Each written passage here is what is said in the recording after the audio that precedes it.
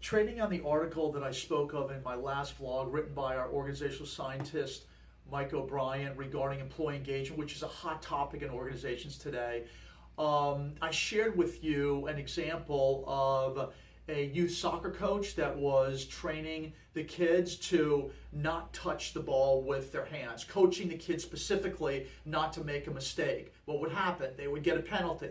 The kids became afraid. What did they do? They ran away from the ball versus being engaged in the game. Well, what does that look like in an organizational setting? Disengagement can happen specifically, primarily within two cultures. The first culture is a culture that overuses command and control.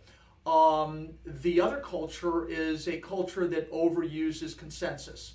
In a culture that overuses command and control, you hear things like this in an organization like that.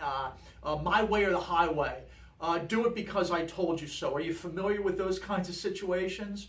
In a case like that, the employees hunker down. They become very passive. They're just following the boss's lead. They're not being innovative or creative. Why? Because they're afraid of making a mistake, just like the kids in the youth soccer example.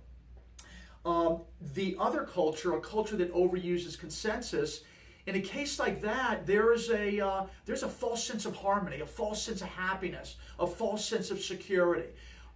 Because why? Well, the leader doesn't provide a clear vision of where the team is going, a clear vision of the higher purpose why, what's in it for those that they want to be engaged in the process within the organization. Without that certainty, without that clarity, again, people hunker down. There's passivity within that organization. People aren't accountable, they're not innovative.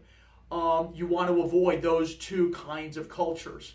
So the next time we're together in the vlog, I'm going to share with you how to build a constructive culture, because that's where you drive employee engagement.